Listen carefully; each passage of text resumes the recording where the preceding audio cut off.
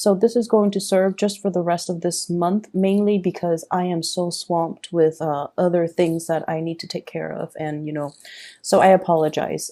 Please forgive me. I know this has not been an easy month for you guys. I feel like there's a lot going on. I feel like the pressure is mounting. That's what it seems like.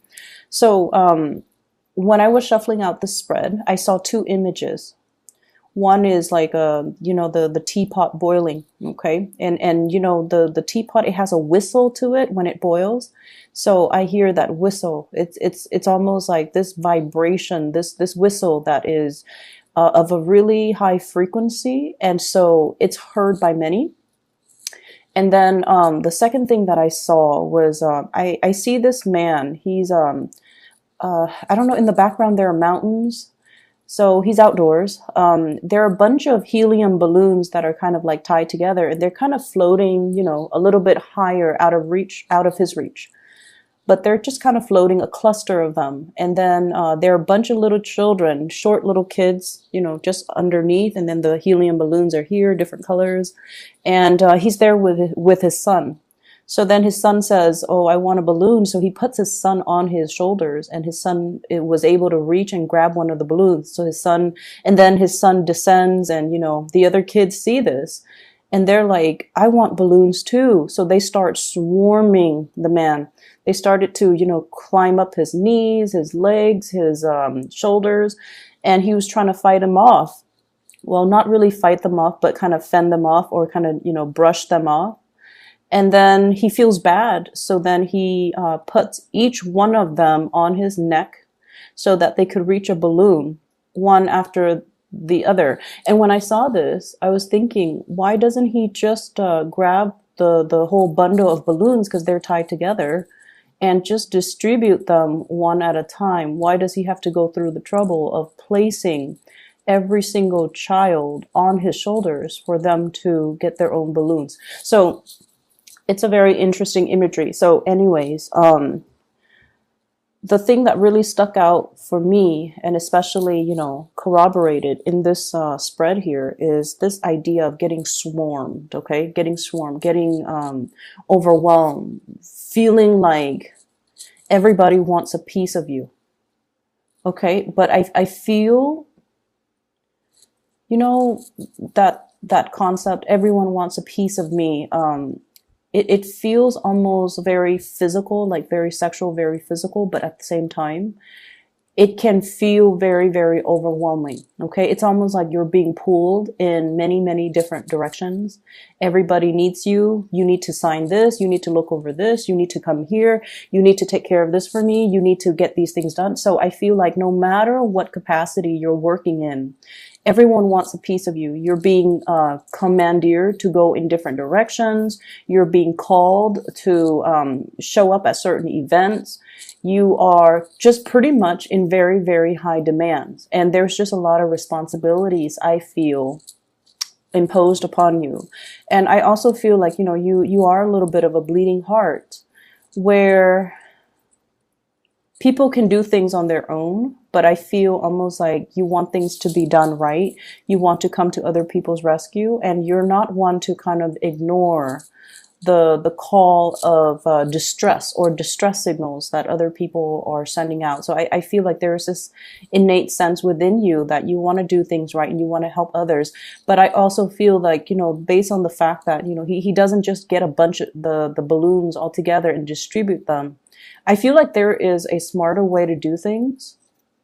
And whatever your work process involves, maybe there is a way to streamline it. Okay, maybe there's a way to streamline it. Maybe there's a different way from what you're used to that will have a more streamlined results, it could be more effective. So I feel like look at the workflow, look at the processes, look at the procedures, look at the actual physical actions that you're doing, and figure out, maybe there's a different way to do things. Maybe it doesn't have to be, putting every single child on my shoulders so they can grab their own balloons. Maybe I can be the one in charge and distribute. Okay. So the energy of taking command of a situation is coming in really very strongly. And what you have here is the Emperor. This is the voice of authority, the person that is kind of like the pillar of stability and strength in a situation. And he makes decisions not from a heart, not from the heart space, or he can't be emotionally swayed. This is somebody who exhibits the energy of, a person in power, a person that is highly regarded, well respected, looked up upon. But at the same time, I feel like, there is a rigidity here. There is it's almost like, when we make decisions and we don't think from the heart, or we don't use our heart and we rely solely on logic and reason, it can isolate a lot of people. Okay. So this is kind of like that, that warning call. But I do feel in general that there is somebody pleading, can you do this? Can you do that?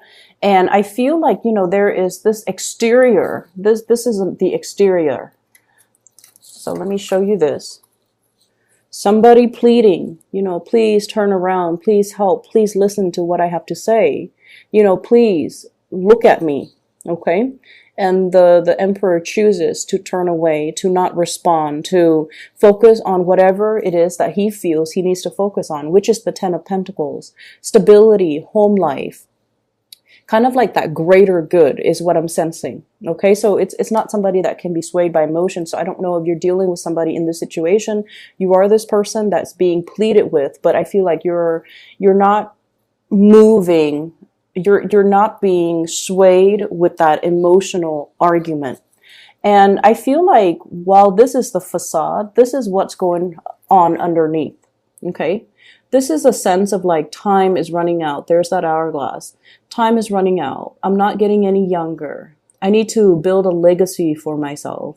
I need to preserve something that is solid and secure and completely will stand the test of time. I need to build kind of like a monument. Okay. Time is running out. And while he's very, very secure on the surface when dealing with others, he feels like this deep inside. Okay, this is an older man.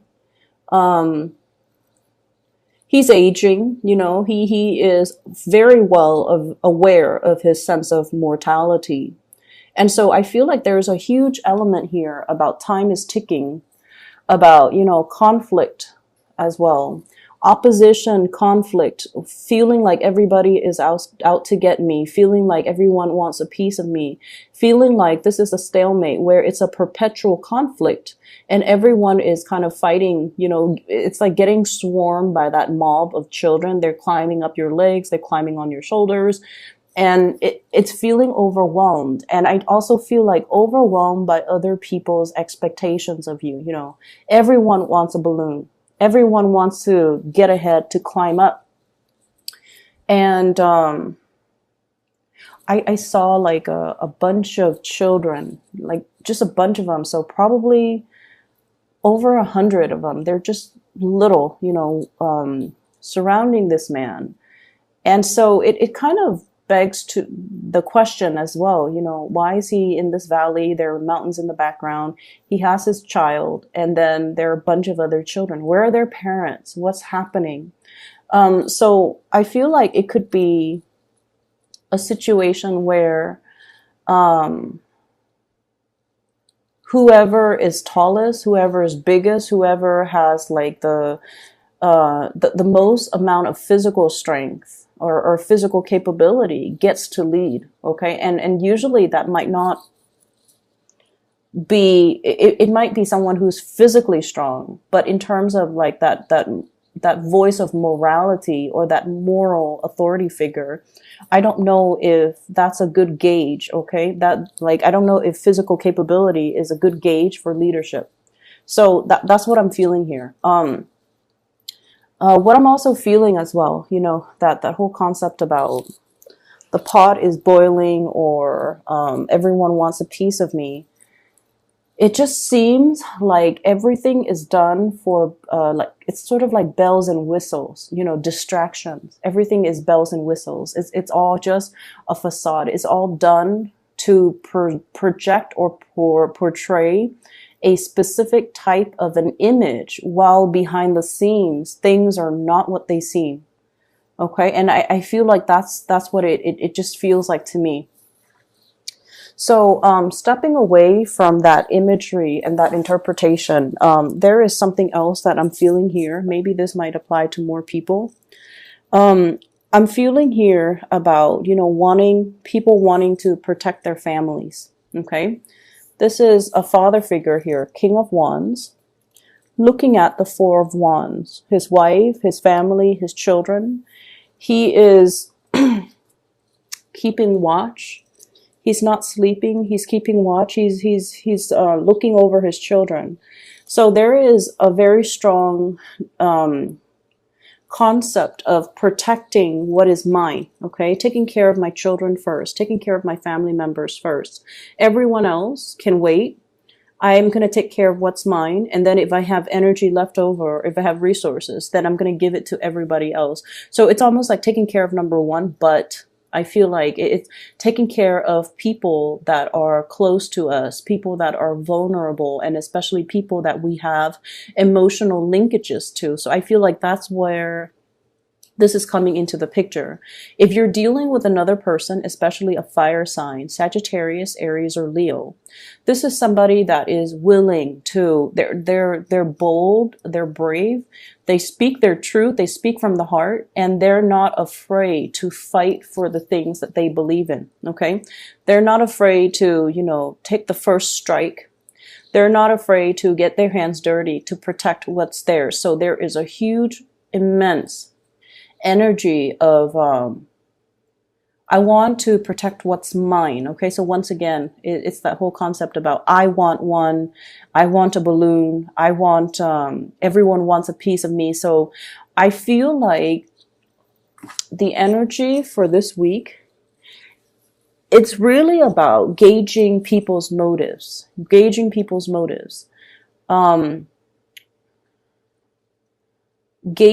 what's really driving another actor to behave a certain way, gauging what's really driving a person to take a specific stance. And especially, I almost feel this concept, it's like, you know, when we're faced with an ally, the most dangerous or the most cutthroat allies might be the ones that don't have a lot to lose. So I feel like this reading is a little bit complicated, okay? And there are a lot of ideas kind of thrown about here. There's ideas about generosity and selfishness. There are ideas here as well about, you know, ideological beliefs and what motivates or what drives a person, and needing, I feel like for you Geminis, needing to understand what is their motivation so that I can co-opt them, okay? So that I can make a persuasive argument, which is something you're very good at, and then I can bring them to my side, okay? And then the third message here is definitely about this concept of aging, realizing our mortality, realizing that time is running out, realizing as well that it's a situation, and especially if you've been in a conflictual situation with another person, it's almost like somebody wanting to go to come back into the fold, somebody wanting to make amends, somebody possibly begging and pleading for forgiveness, or even for like, hey, come back in. Let's work this out. Let's negotiate. Let's put aside this conflict, this silliness, because it doesn't really have a resolution, or it doesn't really lead to anything. But I also feel like deep down somebody wants to come into the fold, or to be invited back in, but they are portraying an image of someone who's very stubborn, who's like, oh, I don't need you, you know, who's who's turning their back. So they feel one way, but their outright actions and demeanor indicates a different way. indicates otherwise. So while they want to compromise, while they're feeling vulnerable and exposed, and they feel like, I need to make amends because time is running out, their outward demeanor doesn't show any of that. And so it's a very bipolar type of a reading, honestly, because I feel like there are a lot of ideas and concepts that are working kind of like in opposition to one another. And so I just feel like, you're being torn in different directions. You have a lot of demands that are imposed upon you. You're dealing with people who might be very, very self-serving as well, and they all want a piece of you. And you're just like, tell me something I don't know, don't talk about your experiences personally. Talk to me about these greater, bigger themes, how these actions are going to benefit, everybody as a whole. So I feel like you're looking for bigger, broader concepts. You're looking to, with this Emperor energy, it's almost like he makes decisions for the greater good. He cannot be swayed by individual sob stories. Okay, he makes decision from a place where he feels like it's for the greater good. But at the same time, there were a lot of people, a lot of little children, all wanting the balloon, and they swarm the man, they climb on him, and there's just this free for all kind of scramble that you're just like, no, it's not going to work. If that's what it leads to, that's just organized chaos. There has to be a better way to do things. And I feel like you might be wanting to arrive at a different way to do things.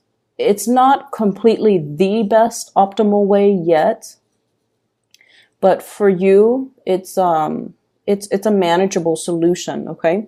So that's what I'm feeling here. Let me see. We have here fire sign, Sagittarius, Aries, Leo, and we have a water sign, Pisces, Cancer, or Scorpio. If you have a water sign in your environment, okay, this is somebody that you potentially could have a lot of financial entanglements with. This is somebody that knows you in and out. Okay, so they know the facade that you put out into the world, and they also know the vulnerabilities that you hide within. They see all the things that are kind of like hidden underneath the veneer, underneath the clothes, underneath everything that you try to hide. Okay, but this energy is somebody who's very pure, who's very loving, who's very forgiving. And so I don't feel like, they're going to use the information against you, even though they're privy to a lot of information. And especially they're privy to, your nakedness and your vulnerabilities. If this is a relationship partner, I feel like this is somebody that sees a lot more than they let on. Okay. This is somebody that is very tolerant of your flaws. They're tolerant of everybody's flaws. Okay. And, they're very observant. They're very intuitive. They are very aware that everyone has their fears, their deepest, darkest fears. I feel like this is somebody that sees through the facade. They see, whatever image you put on, they see everything behind the scenes. They see the self-doubt. They see the paranoia. They see the, whole concept of, I'm very aware of that you're worried about your mortality. Okay. And they never make fun of you. They never poke fun at it. They never, let on that they know. And they would never use all this sacred information against you. They would never use the sacred information against you. So if this is a relationship partner, it's somebody who's very, very, very beautiful. Okay, very trustworthy, very beautiful. And it's somebody that, you can have a really long-lasting friendship, future relationship, or whatever you want with this person. I have here a fire sign. This is somebody that is very, I feel, they fight on an ideological level. Okay. So they fight for the things that they believe in. And I also feel like there's a huge concept here about Gemini stepping into that role where you're morphing from an air sign into more like a fire sign, where you fight for your beliefs, where you stand your ground, where you advocate for some type of a truth that you know that you feel is universal truth or is your truth. Fighting for to protect the people that you believe in, and or I'm sorry, fighting to protect the things that you believe in, and fighting for the people, especially you know your loved ones, family, and so forth, that you care about. So there's huge energy here about upping the ante, taking things another step up, and really, really defending what we believe in, but also vocalizing what it is that we are believing in. And, you know, once again, working hard or finding a smarter way to do things rather than a more labor intensive, time consuming way to do things. Okay. So grab those balloons, distribute them individually to each child rather than letting each child climb on your shoulders, because your back will start to give out. There is a smarter way to do things. It doesn't have to be so arduous. It doesn't have to be that painful, and it doesn't have to be that conflictual. Okay. Let me see here. I'm trying to see if there's anything else that is coming through. Give me just a moment.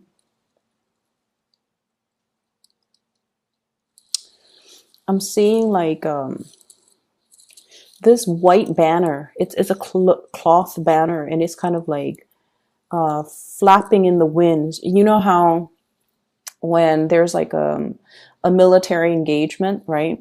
Like a military, like a battle, a war or battle, and people, you know, raise that white flag as a sign of submission. We don't want to fight anymore. We forfeit. It looks like that, but then the banner is a lot longer. It's like this white banner just flapping in the wind. And what I feel is, it's almost like this Five of Swords energy. You know, the Five of Swords. It's like victory at what cause? Okay, like at what cost? Victory at what cost? Okay, somebody walking away from a conflict, and the other person, it's like, yes, you win, you win this battle, but at what cost to other people? At what cost to your own dignity? At what cost to your own image is what I'm sensing.